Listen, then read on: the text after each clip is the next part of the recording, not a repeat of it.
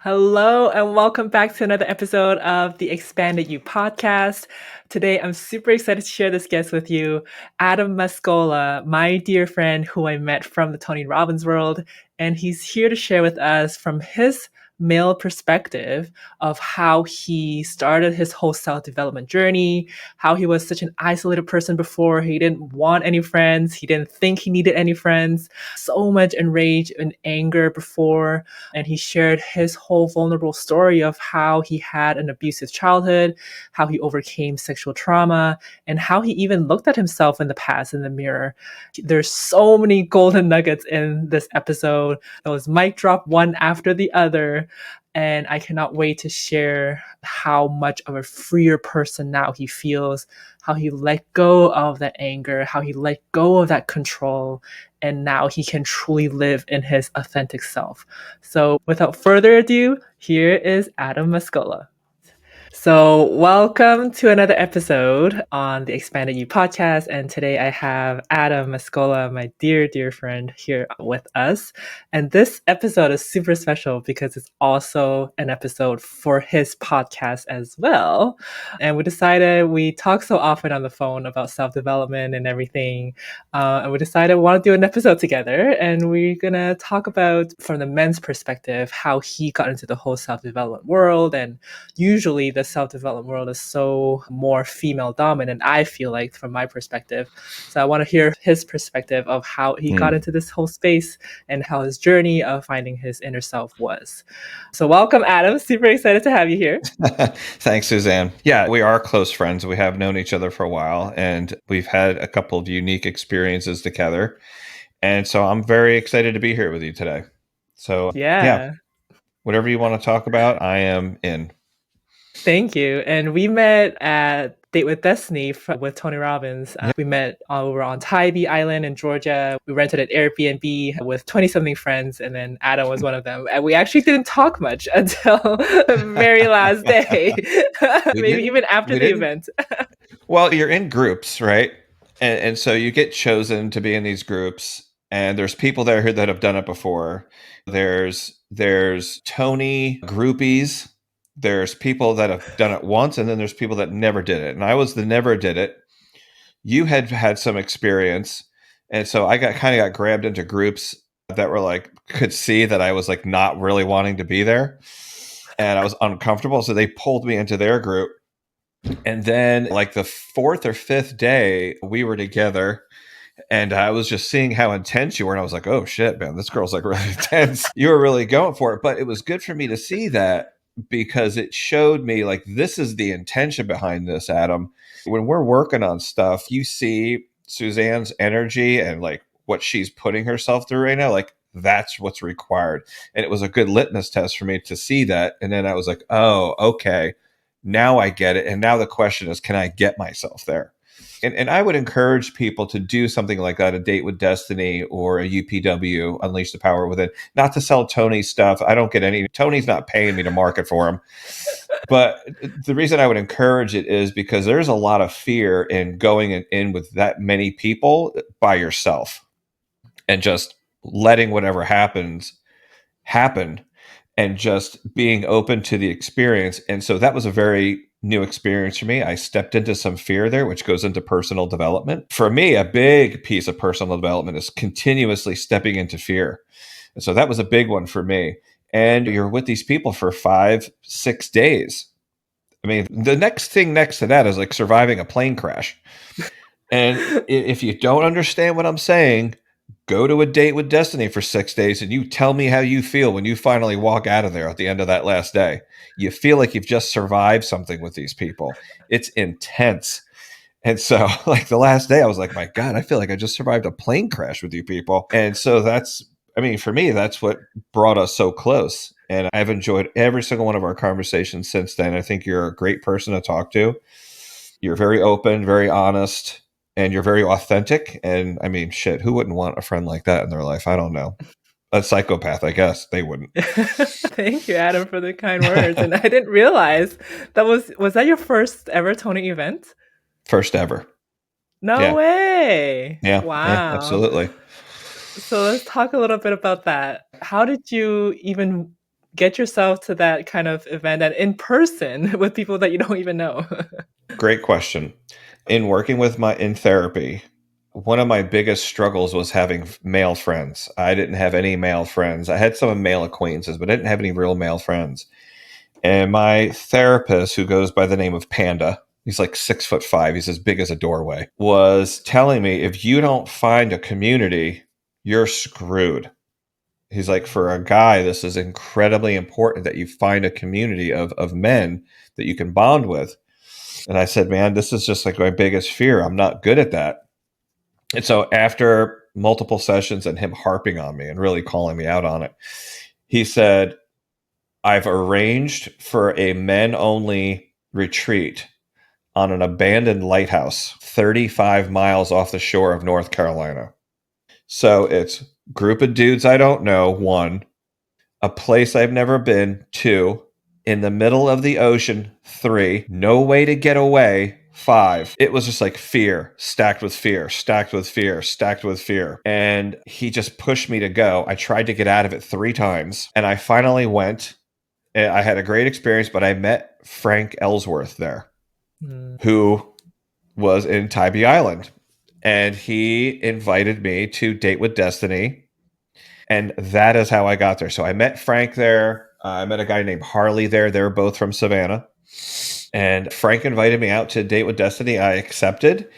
And I saw it as another opportunity to face my fear of being around people I mm, don't know mm. and to step into that. So that's how I got there. Wow. I want to dig a little bit more about what you said because you had fear about connecting with people, and your Mm-hmm. therapist told you it was so important that you have that group of Mm-hmm. friends. And I see that a lot between female and male, that female loves to connect, and I guess that's kind of their characteristics is we want to always be friends. We go to the bathroom together. But with guys, it's like there's more isolation, for lack of a better term, and I didn't realize there was that fear of wanting to connect. And can you tell a little bit more about really help us understand why that is more common with men? It is common with men. And from my perspective, well, the reason I think that it's a big challenge for men, and this is what I think, and this is just based on my own experience. Anytime in my life where I've met another man, whether it was at a party or a get together or wherever, it really doesn't matter. In my experience, the first thing we do as men is we size each other up. Mm, We assess the threat level. Call it evolution, you can call it whatever you want, but for a lot of us, when we meet, the first thing we do is we size each other up, which has a lot to do with the handshake. We judge each other based on the handshake. If you don't give me a good handshake, I might have a little judgment on you, mm, rightly or wrongly, until I get to know you. So imagine that. Imagine you're meeting someone for the first time, and you have to leap from what is the threat level here to let's be friends. It's not a smooth transition. It doesn't just roll off the tongue. It's like, what are you about? What are you capable of? Can we be friends? That is one. I think if we're painting it with a broad brush, that could be one thing. For me personally, I had a very tumultuous, violent childhood. It was just incredibly violent. So I am violence avoidant. mm, And what are the most violent animals on earth? Men. So I'm going to avoid it because I don't want to be involved with someone who might be a loose cannon, someone whose character or behavior I don't agree with, someone who's going to cause problems for me. So for me personally, that's why I am avoidant. And I'm also incredibly fearful of being judged. And which was a big part of my starting my personal development is I was judging myself way more harshly than probably other people were. But I didn't want to be judged. I didn't want to be disliked. I didn't want to upset anybody. I didn't want to disappoint anybody, which also leads into all the rules I had around that. I don't want to say anything to offend anybody ever. What are the chances of that? And so in my personal development, there was a lot of places for me to set myself up for failure. So isn't it better to just avoid people? Wouldn't that be easier? And in the moment, it is easier. It's kind of like doing drugs. Like in the moment, there's some relief, and in the moment, there's some joy. But in the long term, it doesn't work. It's the same thing with connection. I can avoid people, and in the moment, I feel better because I may, air quotes, I may have just avoided something that probably was never going to happen anyway. So I would put these fictitious scenarios together in my head that probably weren't going to happen, but fictitious scenario creation, then plan around fictitious scenario, then actions to that plan based on a fictitious scenario. Like, how far down the line am I going to go with this? So, boy, oh boy, wouldn't it just be easier to not go? In the short term, yes, but in the long term, sadder, sadder, lonelier, lonelier. Wow. And what prompted you to seek out this whole world of self development or therapy? How did you Um, start? Because that would have forced you to face that fear of connecting with people yeah. and being vulnerable and open. Yeah, my childhood had a lot of trauma, physical trauma, sexually violent trauma, and that created a person that really an expert at building walls around themselves. Mm. And I've spoken with other men with early childhood sexual trauma, and these guys are the greatest wall builders you'll ever meet in your life. And we build these walls around us, and the walls are perfect. They're perfectly straight. The corners are perfect 90 degrees. They're filled with concrete. They're filled with steel, and they're strong, and they keep people out. Some of us have this moment of clarity where we realize these walls are great for keeping people out, but it turns out they are also pretty good at keeping me in. I am boxed up here. I have built myself a house, and I can't see the world from in here. I'm lonely. So it worked for a while to keep out the bad people, but it also keeps out the good people. Nobody can get in. There was a lot of times my behavior was inappropriate, making sexually charged jokes or being very promiscuous, being incredibly selfish, living in grandiosity. So a lot of character defects. I think me and another friend counted 17 character defects that I had. It Mm. was quite the list. Wow. Quite the list, yeah. I'll tell you, that is a that is a sobering moment. I'm sure that list you don't Uh, have anymore. oh, yeah, yeah. Well, I'm more aware of it now. It's progress, not perfection, right? So I'm more aware of it. So I was living my life in a way that wasn't a way to live. It was a way to die. And Mm. I had this moment, and I can't remember, Suzanne, if it was really motivated by anything. Like, I can't remember if it was motivated by somebody else's death or not. I just can't remember. But the Mm. point is that I'm making is I had a moment where I think it was when my mother died. My mom died in 2021 during COVID, and I couldn't see her because of COVID. We weren't allowed to see her, and she died in the hospital alone, Wow. as many of us do. And there was only like 5 of us there because of COVID.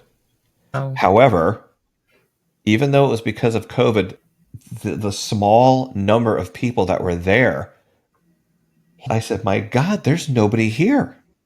It's just Mm. immediate family. In that moment, I thought, well, Adam, if you died, people are going to be at your funeral, but how many of them are going to be there driven by tradition? Well, your cousin died. You have to go to the funeral. That's just what we do. People driven by just that family value and Mm. expectation, right? Yeah. But how many people would be there because they were authentically bummed out that I wasn't around anymore? And I couldn't think of a lot of people, and it scared the shit out of me. Mm. I was genuinely frightened. And I said, I'm not going out this way. I want to touch people's lives, and I've got to make some changes. So The first thing I did was I checked myself into a week-long intensive in Mm. Tennessee. It's like 8 to 10 hours a day of Wow. psychotherapy and workshops. It's super intense. And it was incredible. And I started working on myself like my ass was on fire because Mm. it was. My life was on Mm. fire. And that's what started that is what was the catalyst for my personal development. I didn't like who I was. I looked in the mirror and I would tell that guy in the mirror, "You're a piece of garbage. I hate you." There were times I spit on the mirror. Wow. I would spit on my image, so disgusted by who I Mm. was, who I had become. Mm. So I had to move the mountain. And what I can tell you is there ain't no lottery tickets in personal development. You don't get to win the winning ticket and the next day you're a different person. There are no lottery tickets. There are no easy buttons. You just get to work. And in the beginning, when I started working on myself, Suzanne, my first thought was, Jesus Christ, am I going to have to do this for the rest of my life? Jesus Christ. 6 months later, it was, oh, wow, I get to do this for the rest of my life. Mm. Wow. What changed from in that 6 months that you see it as work chore till this is the beauty in this? I'm in construction. I am stunned at the similarity between a renovation and personal development. Someone's going to renovate their house, a big job. I'm not talking about painting a room. I'm talking big job, ripping the roof off, adding a story. That's a big job. You talk to someone who's about to do that, and I'll tell you, they are scared shitless. There is a lot of fear of the unknown. Is this going to go okay? What's going to happen? There's a lot of fear. And then you do a lot of planning. Like, okay, maybe I'll do this. Maybe I'll do that. Maybe I'll get someone to help me. Maybe I'll get someone to help me design this. And then at some point, you have to pull the trigger. And then there's demo, tearing down the walls. And you tear down those walls. And oh, we found something we weren't expecting. And now you got to deal with that. And in the middle of a renovation, it is just this complete mess. Everything is everywhere. There's trash strewn about. There's wires dangling, and you go, my God, there's no way this could ever go back together again. And you're right. It can never go back to the way it was again No. because now it's going to be something different. And when you start to see this something different take shape, you go, my God, I can start to see it now. I can start to see it. Mm-hmm. Wow, I see the potential in this. And then when you start getting things installed and the paint's going on, you're like, oh, this is beautiful. I couldn't see this in the beginning. And just like a home, it's always going to need some maintenance. You're not Mm-hmm. done. The big work is the big messy part can be done, but the maintenance is forever. And if you value your home, you value that maintenance. You take care of it because it's the only home you're ever going to have. So Mm-hmm. you better take care of it. And I think about that and I go, my God, they're so similar. Working on yourself, it's scary in the beginning, it's really messy in the middle. And then there's this beautiful turnaround after you've put in the work. And what I've found, Suzanne, is you don't really know. I didn't really know if I was making progress until somebody just came up and told me. Wow. Someone just came up and told me. Yeah. They said, there's something different about you. I can't figure out what it is, but there's something different about you. You've changed. What have you been doing? And for me, I was like, that's it. Now I Mm. know. Because I didn't ask Yeah. for this input. They volunteered it.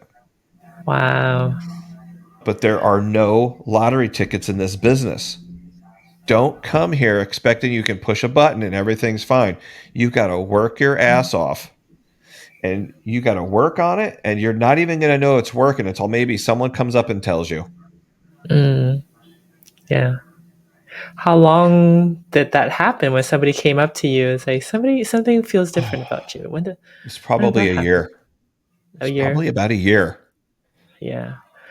A year. And Yeah. you mentioned something about looking at yourself in the mirror and you hated what you saw in the mirror. Mm. How do you feel now looking at the mirror and yourself? The turning point in looking in the mirror was the ability to forgive myself. Wow. I had done a lot of bad things and I had hurt a lot of people and I had left a path of destruction. But that didn't have to define who I am for the rest of my life. That's who I was. And there was a lot of work. There was making amends and making those amends with the full realization that this person may tell me to get lost. And that was Mm. their right. That was their right. I wasn't making this amends to make myself look good. I was making these amends to truly apologize for my actions and then asking, what is it I can do for you to make amends? And I've Wow. gotten all sorts of requests to do readings, to pray for them, to nothing. I just needed to hear that.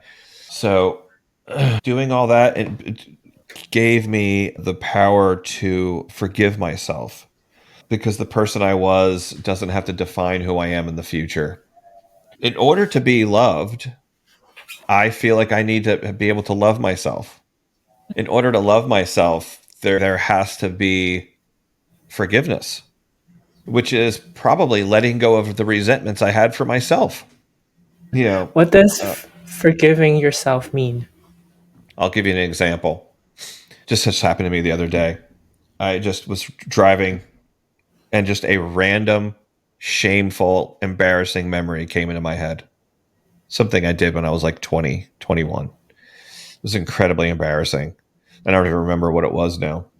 And I thought about it and I immediately had that emotional pull like, how could you do that, man? What were you thinking? Mm. And then the very next moment, I said, hey, you know what? That was you then. You're not Mm. that guy anymore. This guy Mm. would never do something like that. Wow. Give yourself a break, man. Give yourself some space. You went through a lot as a kid, and that's the person that developed from that, and you're working on it. So Mm. give yourself some grace. You knew you would never do that again. So sometimes it's just a conversation with myself in the truck, probably with other Yeah. people watching me. Look at this lunatic. But sometimes it's just a conversation like, hey, man, it's okay. Let that go. Wow. And using that tool of, hey, that was just the old version of Yeah. you, and this is not you anymore. And you're like, nope, that is just me back then, the old self.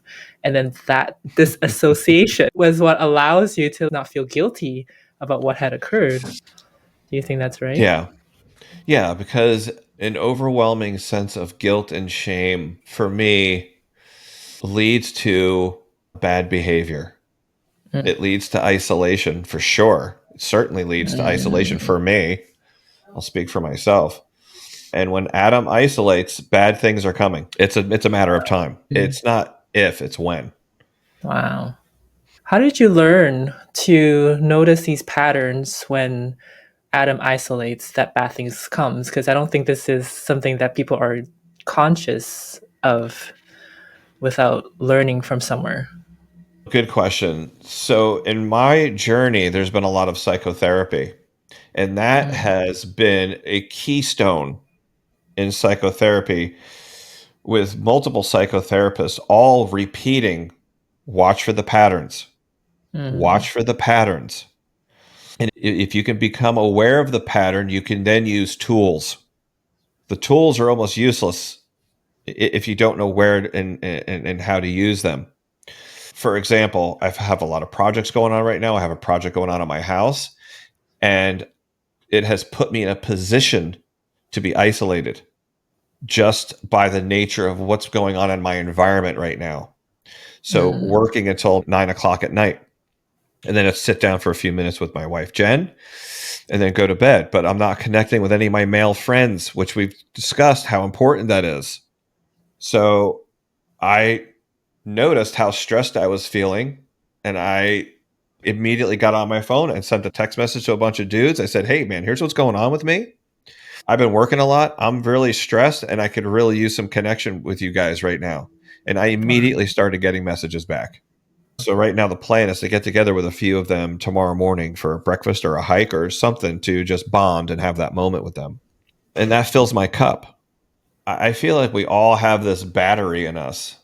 And when that battery gets low, I drag. I don't want to do things. I just want to sit down and maybe watch TV, just kind of numb out. But when I connect with my friends, I get to share all the juice from their batteries and mine gets recharged. Wow. There's a lot of power in the group. You know, Yeah. you put that much energy together, there's a lot of strength in that. I mean, You look s- at Date with yeah. Destiny. If there was only 4 people there, what would that have looked like? That's But you true. got 20 people all jumping up and down like idiots. And what do you get? If someone had walked off the street and walked in there, they would have been like, holy shit. They wouldn't have known what to do with themselves. It probably would have freaked them out. But that's a lot of energy. It's palpable. I think it's required for men. And I don't think a lot of men realize that, or they don't Wow. want to realize it. I think there's an intentional avoidance. That's interesting because when we start, so we have a weekly mastermind together, and you share so many times that you actually value connection nowadays more than even the work that you do in the business. Mm-hmm. And didn't even know that the old Adam was so avoidant of connecting with other people. And so, if somebody were listening to this and they're now in the place of I'm so scared to connect with people, or Mm-hmm. social gatherings are not even in my cards for me right now. I Mm-hmm. hate them. What would you share with them that, hey, why is that important to you now and what you're getting out of it? Oh, man. It's like trying to describe to somebody what lobster tastes like. It's like trying to explain how long a piece of string is. What do you get out of it? Here's what I would say. If you don't have anybody you consider a close friend now, I don't mean the person you knew in high school, who you guys send a message to each other once in a while on Facebook. Hey, happy birthday, bro. You too, bro. That's an old friend. That's an old acquaintance.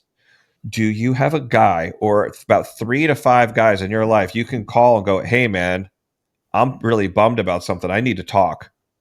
If you ain't got that, you ain't got shit. You're alone. And if that is the case, my question to you would be exactly what I'm about to say. How's that going? And answer me honestly. How's that going? Because I already know what the answer is. It's not going well. And you can only put on that mask for so long. And you're not so clever. You're not so clever that you're going to outsmart 100,000 years of evolution of what we need as people. You ain't going to do it. So you're not special. You're not a robot. You're a human being like the rest of us. And connection is your need. So, what is the point of being in this business of showing me how tough you are that you don't need friends? Because you do. Adam just did a mic drop. I think we're done. I'm out. Holy cow.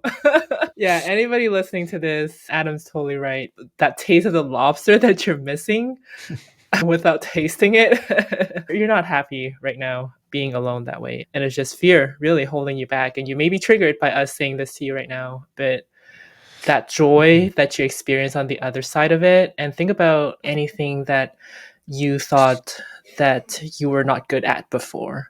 And then once you were able to achieve or get good at doing something, and the joy and the fulfillment that you get on the other side once you've learned Mm-hmm. it, right? It's something that you would have maybe Yeah. never imagined that you could even get, or not to the extent that you now feel, right? That's what's coming to me when you said that, Adam. It's like, don't let that fear hold you back because it's something that's unknown. Just like anything that you guys are good at, construction, learning how to maintain a car, house, however it is, you guys learn how to be good at that. And it's about learning even how to connect. I think that could be a skill that can be learned also. So, one recommendation I have with people that I mentor is let's take one of the things you're afraid of and let's just take one little small step. Because if you can't see through the other side of the forest, if you're in the woods, even if you're in the thickest woods you've ever seen in your life, you can't see the other side. But I'll bet you can see the next step that's right in front of you. Let's just take that one. And that might be just going somewhere by yourself. That might be getting up 5 minutes earlier and trying to sit quietly by yourself for 5 minutes. Because most of the guys I know that are deep in their personal development are all meditate. Every single one of them. There's not one that doesn't. It is a common thread. It's a must-have for me. So quieting the mind leads to a life of subtlety. My life is noticeably slower. I was the guy that drove 85 miles an hour everywhere. Now I watch them go by me. The speed at which someone is moving is a little glimpse into their mind of how fast things are spinning up there. And learning how to quiet the mind will help you quiet your life a little bit. And you will see more subtlety. And that's going to take time as well. Again, there are no lottery tickets here. You don't get to meditate once and have visions. This isn't a movie. I started with 3 minutes. It took me a year to get to 30 minutes. So some of the guys I mentor, I go, just get up 5 minutes earlier, because this is what they all say. I'm going to get up an hour earlier. I'm going to go to the gym every day this week. I go, bullshit. You're not doing any of that. I give you 3 days before you collapse. So what I've learned, I'm not a guru. What I've learned is the path to change and the path to new habits is the wearing down to the resistance of it. Wait, repeat that. So it's not that I don't want to have this new habit. It's not that I don't want to change a bad habit. It's that I have a resistance to doing it. And for me to just leap and jump and be this other person, it's probably not going to happen. Especially if I'm using this phrase. I really need to meditate. I really need to go to the gym. I need to eat better, which translates to I'm not doing shit. I'm not eating better. I'm not going to the gym, and I ain't meditating. Our words in our brain to ourself are powerful. I need to work out. No, I want to exercise.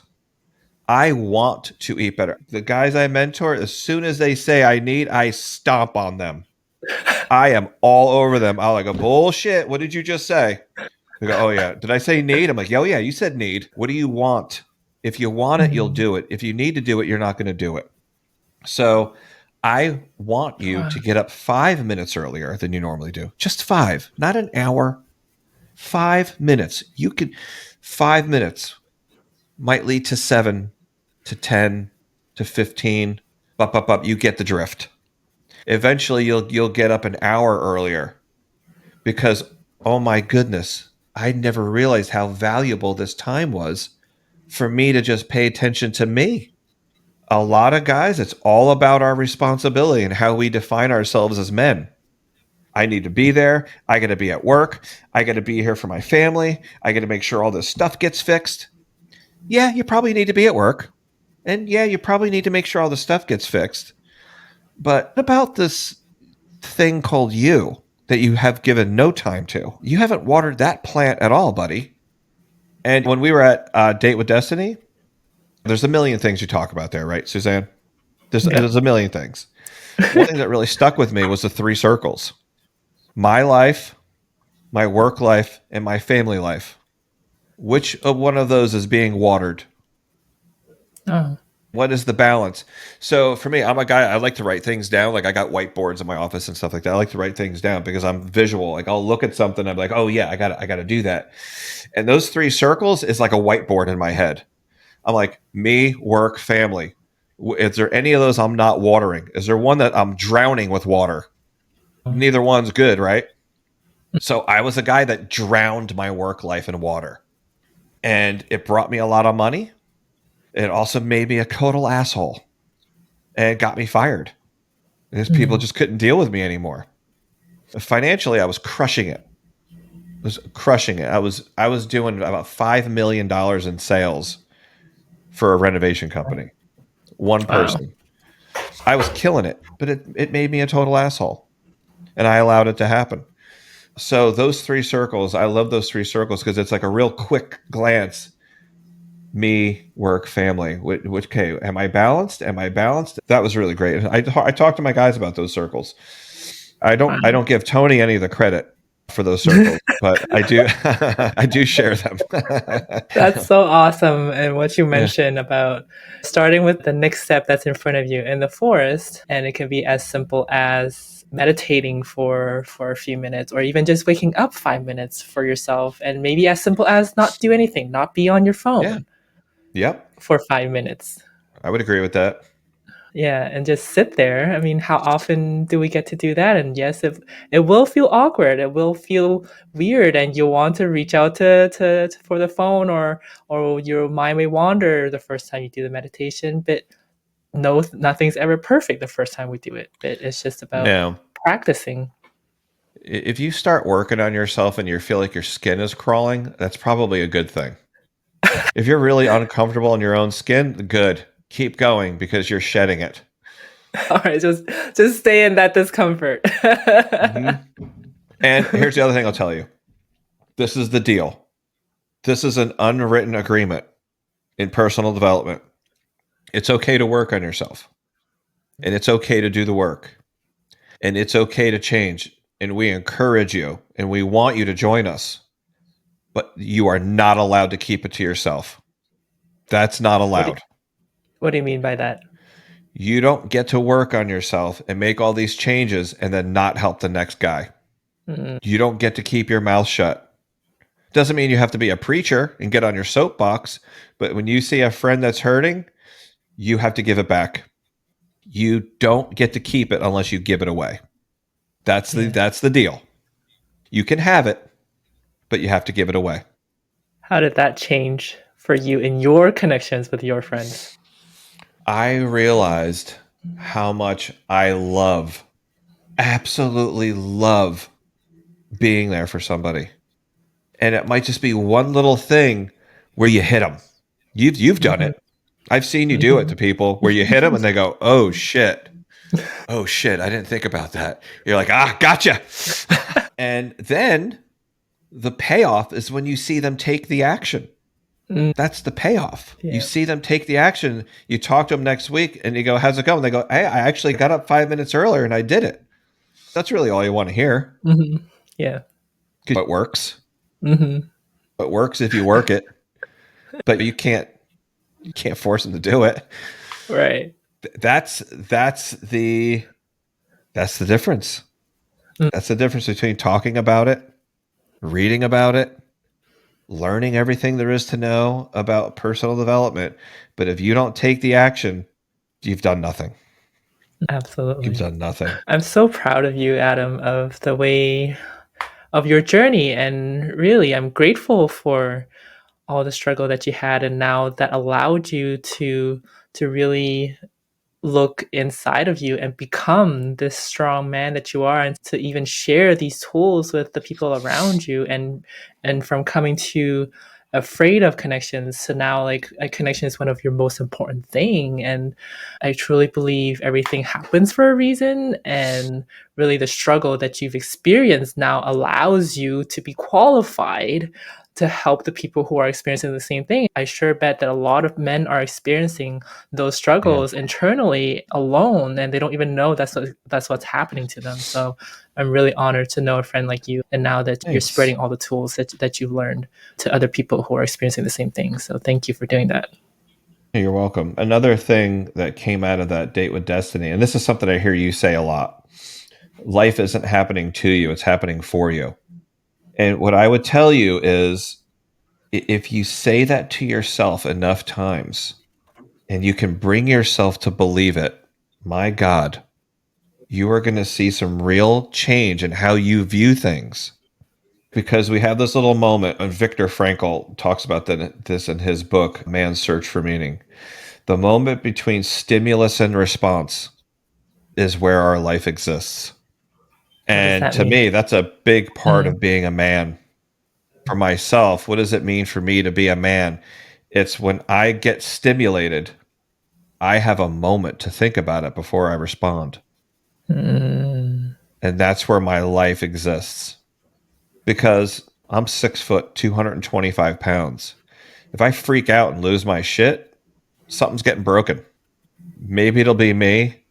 Maybe it'll be something else, but something's going to get hurt. So, how I can choose how I respond. And a big part of my personal development has been seeing that change.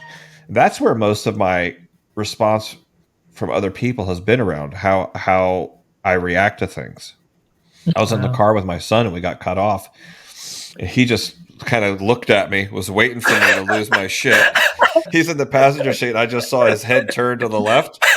And I just looked at him. He goes, "Wow, I'm really proud of you, Dad." And Wow. he started laughing. And I knew what he meant. I was like, "Yeah, I've been working on it, man." And we can laugh about that because it's funny. But there's a moment there where my son saw his father change. Mm. So what is that going to mean to him down the road? I don't know. But I hope it means maybe he remembers that, because there's appropriate times to be aggressive. And so for me, being a man, part of that means controlling that, because there's Mm. just a lot of times where it's not necessary. Mm. And the times where it's necessary, you'll have it. It'll still be there, Mm. but you don't always need to use it. Because Wow. if you flip out about everything, you're flipping out about nothing. If you're Yeah. angry about everything, you're angry at nothing. It's always the same response. Wow. And dealing with my anger, that was a big part of it too. I think anger goes right in there with shame and resentment. Dealing with resentments was a big part of my personal development journey. And dealing with resentment for me is where I will sit quietly and I will ask the universe to please give this person everything I want in my own life. And well, it didn't sound like that, Suzanne, when I first started saying it. When I first started saying it, it sounded like, universe, I hope you give that son of a bitch everything he deserves. And it might sound like that for you at first. You work on it long enough, it eventually sounds like, I hope this person has everything in their life that I want for my life: peace, Wow. mind, joy, and Mm. serenity. Wow. And eventually I started letting go of those resentments. It worked. One by Mm. one at a time, they started going away. Ex-girlfriends, father, mother, the IRS, that's a tough one. Be asking a long time for that one, in case you're wondering. That one's going to take a few weeks. You better buckle in.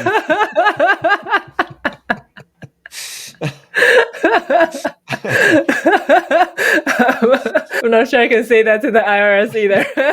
That's probably speaking to something that's still. Yeah. Yep. You let it go.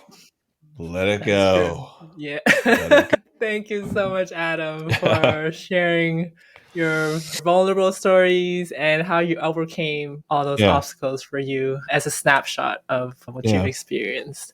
Just one other thing I wanted to share Yeah. about being a man that has changed for me, and it is genuinely being present. Mm.